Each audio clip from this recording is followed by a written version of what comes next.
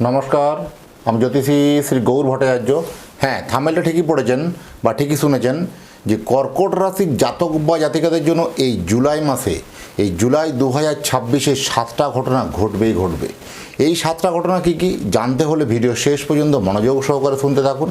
আর আপনি কোথা থেকে ভিডিওটা দেখছেন বা শুনছেন অবশ্যই কমেন্ট বক্সে একটু জানিয়ে দেন আমরা লোকেশনের নামটা, তাহলে বুঝতে পারবো কোথায় কোথায় ভিডিও পৌঁছাচ্ছে। আর আমি জ্যোতিষী শ্রী গৌর ভট্টাচার্য। আমার চেম্বার হলো সারা ভারতবর্ষে একটাই চেম্বার। অন্যান্যদের মতো বিভিন্ন পাড়ায় পাড়ায় চেম্বার, বিভিন্ন শহরে চেম্বার, বিভিন্ন হোটেলের চেম্বার আমার নেই। আমি এটাই বিশ্বাস করি যে সঠিক বিচার, সঠিক প্রতিকার করতে পারলে 10টা 20টা বিভিন্ন জায়গায় চেম্বার করার কোনো প্রয়োজনই নেই। এক জায়গায় বসলে সমস্ত জায়গার মানুষ আসতে পারবে। আমার চেম্বার হলো সারা ভারতবর্ষে একটাই চেম্বার, প্রত্যেক দিন বসি একই জায়গায়, প্রতাপবাগান 6 নম্বর সরণি, বাঁকুড়া। যারা আসতে চাইছেন দেখুন উপরে নাম্বার দেখা যাচ্ছে, সেই নাম্বারে যোগাযোগ করে আসুন। বা যারা অধীর আগ্রহে অপেক্ষা করছেন, যারা অনেক দূরে থাকেন অথচ আসতে পারছেন না, সময়ের অভাবে আসতে পারছেন না, তারা অনলাইনে দেখাতে পারবেন। অনলাইন দেখাতে হলে কী করতে হবে? আপনার নাম, জন্ম তারিখ, জন্ম সময়, জন্মস্থান, এই তথ্যগুলো আমাকে হোয়াটসঅ্যাপ করে পাঠিয়ে দিন। পৃথিবীর মানচিত্রে আপনি যে কোনো জায়গায় থাকুন না কেন, সেখান থেকে বসে আপনি আমার পরিষেবা নিতে পারবেন বা সরাসরি আপনার সঙ্গে আপনি কথা বলতে পারবেন। 1:1 আপনার সঙ্গে কথা হবে। আর জন্ম তারিখ বা জন্ম সময় কোনোভাবে যদি সঠিক জানা না থাকে, দুটো হাতের ছবি তুলে পাঠান, হস্তরেখার বিচার করে আপনার প্রেডিকশন করতে পারবো বা বলতে পারবো। জ্যোতিষ মানেই কোনো 1 মিনিটের ম্যাজিক বা জাদু কিছু নয়। আপনি যে সময় জন্মগ্রহণ করেছেন সেই সময়কার আকাশের গ্রহণের নক্ষত্রের পরিস্থিতি দেখে পরেই আপনাকে একটা রুট ম্যাপ আপনাকে বলতে পারবো। আমার কাছে দেখাতে হলে একটা কথা মাথায় রাখতেই হবে, প্রত্যেকটা ভিডিও দেখুন বলি আমি কথাটা। কারণ নিজের প্রবলেমগুলো, আপনার যে সমস্যা, আপনার যে প্রবলেমের কথাগুলো নিজে থেকে বলবেন না, আগে আমাকে বলতে দিন। আপনি জন্ম তারিখ, জন্ম সময় পাঠিয়েছেন, ব্যাস এনাফ, এবার থেমে যান।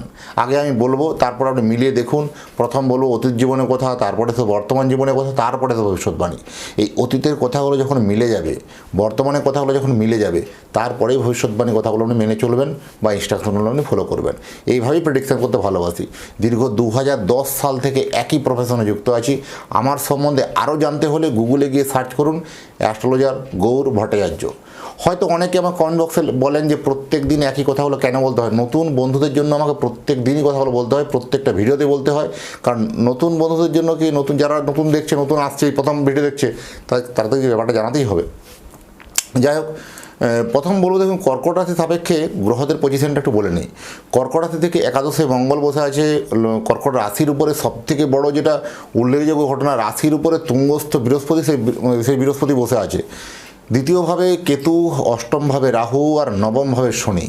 এই গ্রহদের একটা স্ট্রাকচার, এই কম্বিনেশনে আপনার জীবনে এই জুলাই মাসে একটা কিন্তু বিরাট বড় ইম্প্যাক্ট পড়বে বা বিরাট বড় একটা প্রভাব পড়বে। আর আপনি যদি চ্যানেলটা এখনও সাবস্ক্রাইব করে না থাকেন, দয়া করে রিকোয়েস্ট করে চ্যানেলটা একটু সাবস্ক্রাইব করে দিন। আর আপনি যদি ফেসবুক থেকে দেখছেন, পেজটা অবশ্যই ফলো করবেন আর একটু শেয়ার করে আরও মানুষকে দেখার সুযোগ করে দিন। কারণ আপনার একটা শেয়ারে আরও একজন কর্কট রাশির জাতক বা জাতিকার উপকার হতে পারে, বা সেই এইটা শুনে কিছু ভাগ্য পাল্টাতে পারে বা পরিবর্তন করতে পারে।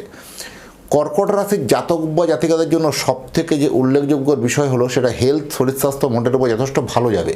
কারণ যাদের রোগ ব্যাধি, বিভিন্ন ঠান্ডা লাগার সমস্যা বা শ্লেষা জাতীয় সমস্যা বা বিভিন্ন সর্দি কাশি জাতীয় সমস্যা, সেগুলো ছিল অলরেডি অনেকটা কমে যাবে। স্বাস্থ্য দিকটা যথেষ্ট ভালো বলবো। দীর্ঘমেয়াদী যাদের একটু রোগে যারা ভুগছেন, বিশেষ করে হাড়ের সমস্যা নিয়ে কমপ্লিকেশনগুলো একটু প্রকোপটা বাড়তে পারে, বাকি ওভারঅল যথেষ্ট ভালো।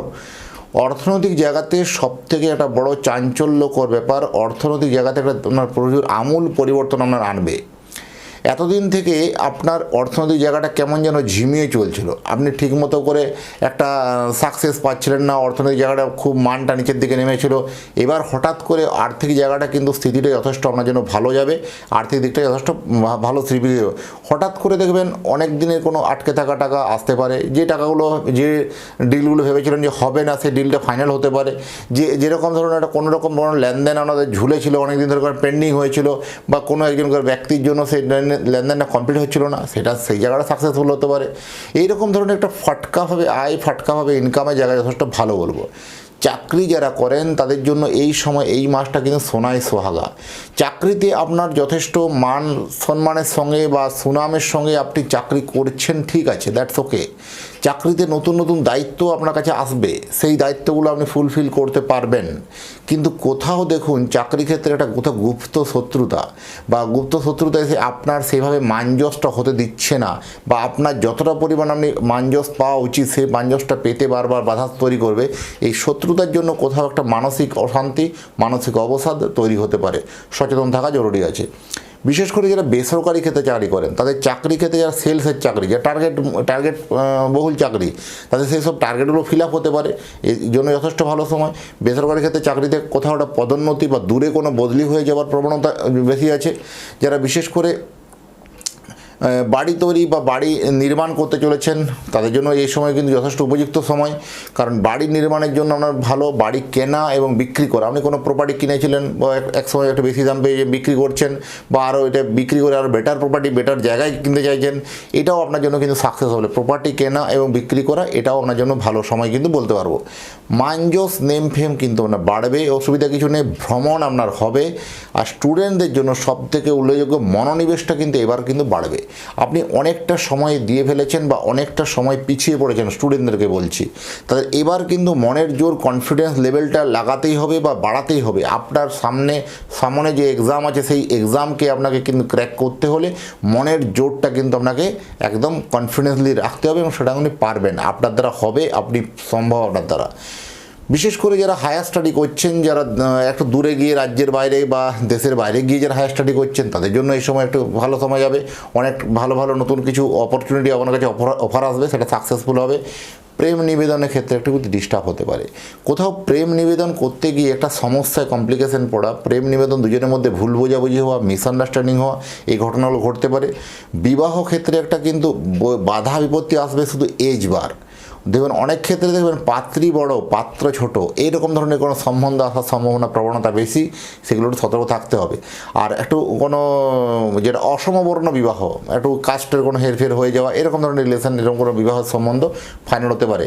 তাই বিবাহ করার আগে বলবো অবশ্যই জটক বিচার বা কুষ্টি মিলিয়ে অবশ্যই বিয়ে করতে হবে, তবেই ম্যারেজ লাইফ আপনার সুখের শান্তির যথেষ্ট ভালো হবে। যারা বিশেষ করে হাউস ওয়াইফ যারা বাড়িতে থাকেন, তাদের জন্য এই সময় মানজসের জায়গাটা যথেষ্ট ভালো বলবো। যারা এখানে আইনি ঝামেলা চলছিল মানে বিবাহিত জীবন নিয়ে বা ম্যারেজ লাইফ নিয়ে, সেগুলো অনেকটা হারে মিটতে চলেছে। বিবাহিত জীবন মোটের উপর ভালো বলবো। ফাটকা আয় কিন্তু হবে, গোপন লেনদেন করতে গিয়ে সমস্যা কমপ্লিকেশান আসতে পারে, সচেতন থাকা জরুরি আছে। বিদেশে যারা চাকরি করেন, যারা অনেক দূরে গিয়ে চাকরি করছেন, নিজের দেশ ছেড়ে অন্য দেশে গিয়ে চাকরি করছেন, চাকরি ক্ষেত্রে কিন্তু আপনার চিন্তা বাড়াবে। কোথাও এই চাকরিতে আপনার নিশ্চয়তা বা এই চাকরিতে আপনার একটা স্যাটিসফ্যাকশন না আসা, বা চাকরি ক্ষেত্রে কোথাও দেখবেন একটা নেক্সট 3 মাসের পরে আমি চাকরিটা পাবো তো, বা থাকবে তো, বা নেক্সট প্রজেক্টের কাজটা পাবো তো, এরকম একটা হতাশাময় জীবন আপনার কাছে কিছু কাজ করবে। এর জন্য কী হলো, জন্মছকটাকে একবার চুলচেরা বিশ্লেষণ প্রয়োজন আছে। বিশ্লেষণ করে দেখুন যে আপনার জন্মছকে কোথায় উন্নতি, কোথায় সাকসেস, কোথায় সফলতা, এগুলো রুট ম্যাপ একটা করে দেওয়া সম্ভব, করে দেওয়া যায়। আর আপনি যদি চাইছেন যে আপনার স্নেহের সন্তানের জন্য একটা জন্ম কুণ্ডলী বানাতে, আপনার সন্তানের নাম, জন্ম তারিখ, জন্ম সময়, জন্মস্থান, এই তথ্যগুলো পাঠিয়ে দিন। পৃথিবীর মানচিত্রে আপনি যে কোনো জায়গায় থাকুন না কেন, সন্তানের কুণ্ডলী বানিয়ে পুষ্টি আমি নিজের হাতের লেখে বিচার প্রেডিকশন করে আপনার অ্যাড্রেসে বাই পোস্ট দিয়ে পৌঁছে আসবো। যাই হোক, এতক্ষণ ধরে অধীর আগ্রহে যারা ভিডিওটা দেখছেন বা শুনছেন, তাদের এবং তাদের পরিবারের প্রতি মঙ্গল কামনা করে আজকের ভিডিওটাকে এখানে শেষ করবো। নমস্কার।